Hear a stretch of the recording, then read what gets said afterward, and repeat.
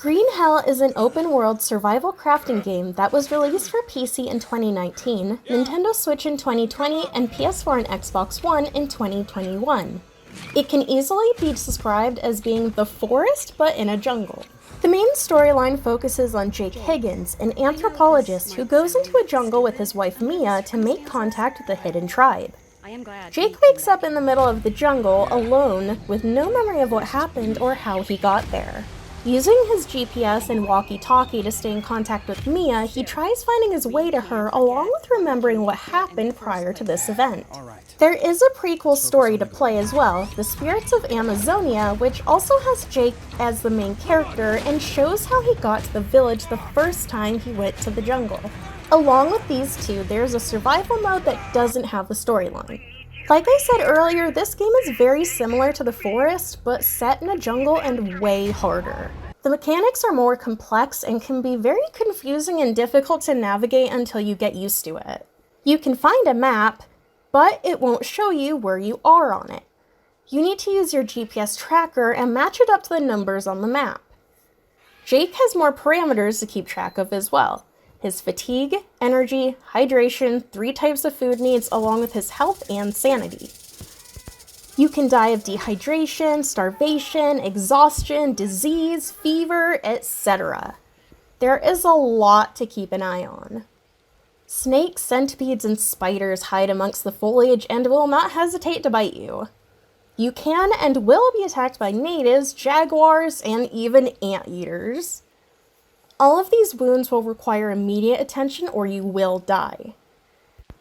You also need to periodically check your body for leeches. They will attach to you and cause your sanity to go down. If your sanity goes down low enough, you will start to hear voices and see natives coming to attack you that aren't real but will do real damage. If you happen to sleep on the ground or a leaf bed on the ground, you can have worms dig into your skin and you'll need to use a bone needle to cut them out. There is a lot you'll need to do to survive.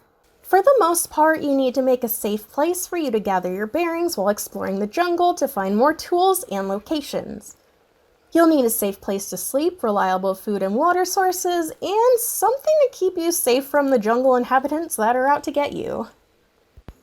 These would be the natives, the jaguars, the pumas, and the caiman.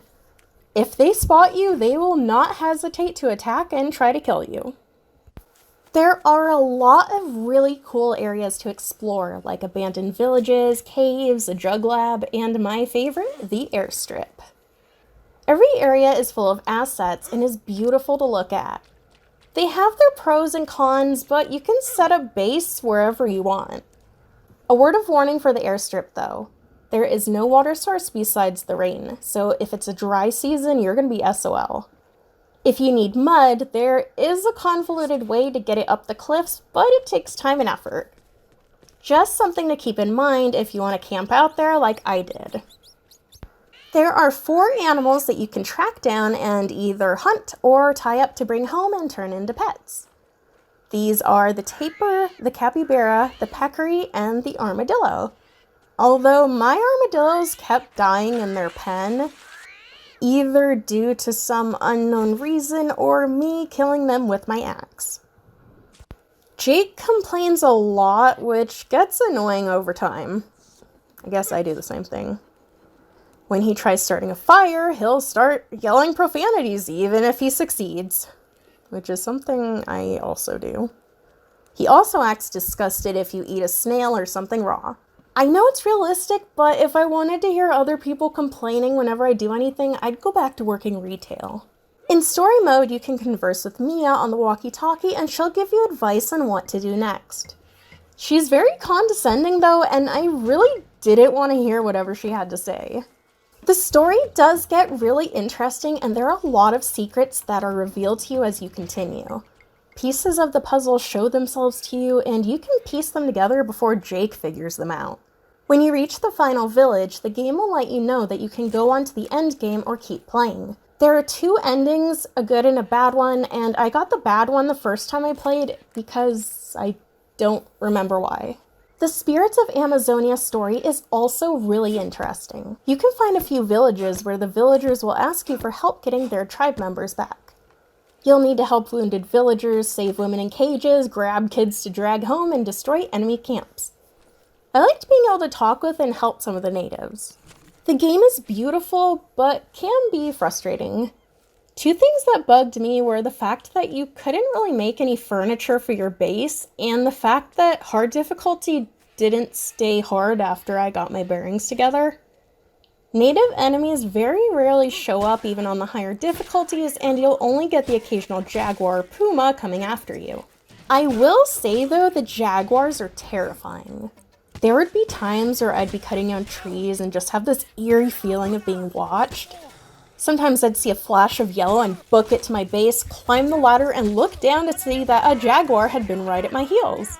Pumas give you more warning. You can hear them purring like a feral cat before they maul you. Cayman hiss and are kinda slow, but one bite from them will end you. Green Hell is a lot of fun to play, especially if you're playing with friends and going through the story. You can choose a difficulty level and/or change certain aspects of the gameplay to make it more enjoyable, like turning leeches off. Survival gets a bit boring after a while once you have everything in order because enemies don't ramp up their attempts to attack you.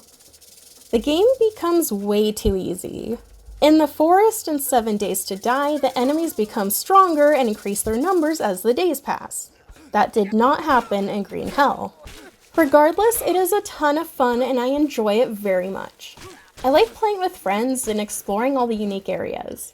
It has a great setting and should give you what you'd expect out of it from first glance. It's one of my favorite games to play and I'll always go back to it when I feel the need to be destroyed by the jungle. Thank you for watching the video. Leave a like if you liked it, subscribe if you want to see more content, leave a comment what your favorite survival crafting game is, like The Forest, Sons of the Forest, 7 Days to Die, Green Hell, Stranded Deep, Raft, etc., etc. Thank you to my patrons on Patreon. Thank you everyone who supports me. I have Redbubble and Twitch and all that fun stuff, so thank you for watching.